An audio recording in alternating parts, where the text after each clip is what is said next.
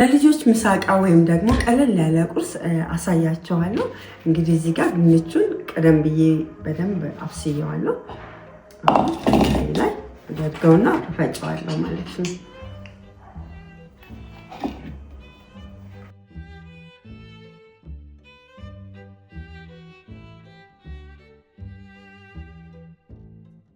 እንደዚህ ደቀቅ አድርገን ፍጭት እናደርገዋለን።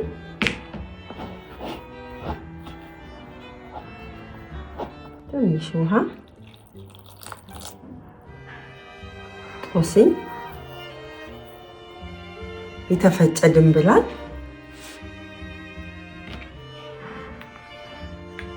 ሁለት ማንኪያ ዱቄት፣ ቁንደ በርበሬ፣ ጨው፣ ዘይት። ከዛ ሁሉም ከጨመርን በኋላ አንድ ላይ እናቀላቅለዋለን።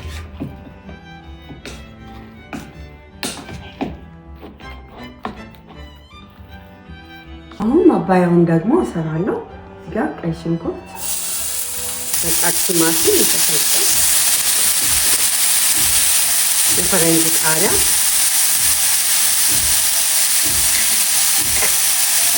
የተከተፈ ዝኩኒ፣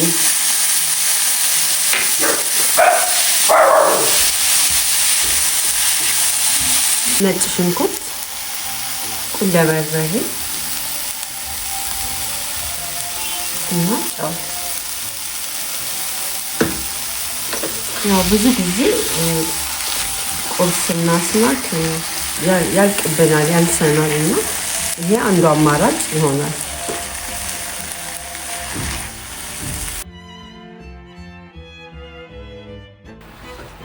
ትንሽ ውሃ ጠብ እናደርጋለን። በደቂቃ ውስጥ የሚደርስ ነው። ለቁርስ ወይም ደግሞ ለትምህርት ቤት ስናክ አማራጭ ነው። ቅድም የፈጨነውን ድንች እሱን መስሪያ ዕቃችን ላይ እናደርጋለን።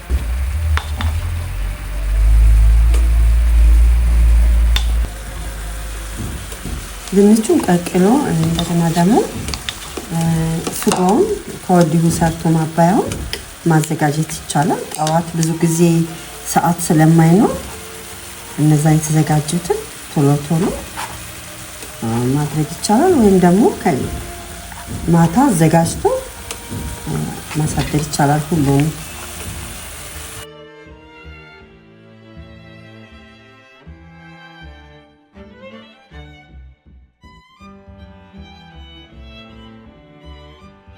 ብዙ ጊዜ ልጆች ተመሳሳይ ነገር ስናደርግላቸው ይሰለቻቸዋል። ግን ራሱን ሆኖ ግን በተለየ አሰራር ብንሰጣቸው የመመገብ ፍላጎታቸውን ይጨምራል። ስለዚህ በዚህ አይነት ማዘጋጀት እንችላለን። መሀሉ የምንጨምረውን ነገር እንዲዝልን ጎርጎድ ማድረግ ያስፈልጋል። እንደዚህ እንግዲህ እንደዚህ አዘጋጅቼዋለሁ። እዚህ ውስጥ አደርገዋለሁ። ውስጡ እንደዚህ እንጨምርና እንሞላዋለን።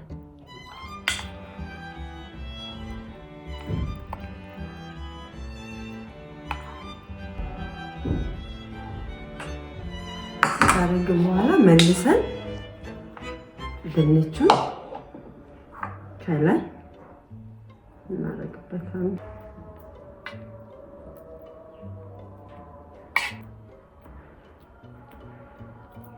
ጊዜ እንዳይፈጅብን ማታ ማዘጋጀት እንችላለን።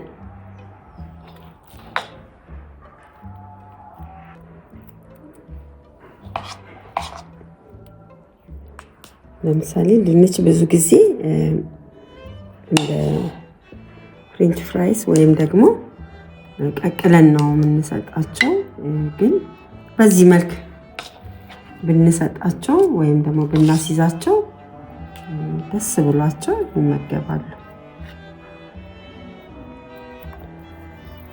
ትንሽ ጦስኝ ነሰንስበታለሁ።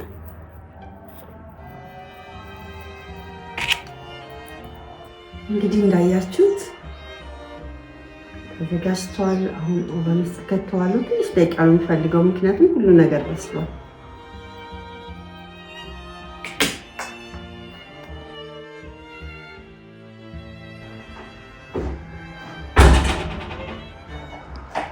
እንደዚህ እንግዲህ በ10 ደቂቃ ውስጥ በሰል ብሏል።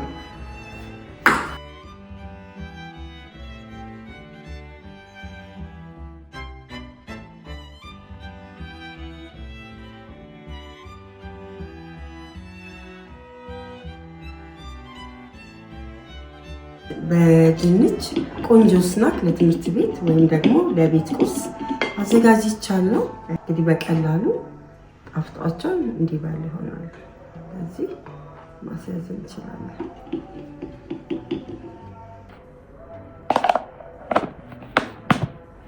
ወይም ደግሞ ለቁርስ መጠቀም እንችላለን። እንግዲህ እንደምታውቁት ልጆች አንድ አይነት ምግብም ቢሆን በተለየ አቀራረብ ሲቀርብ የመብላት ፍላጎታቸው ይጨምራል። እንግዲህ እንደምታዩት ድንች ነው እንደዚህ ያደረኩት። ውስጡ አሁን እንደዚህ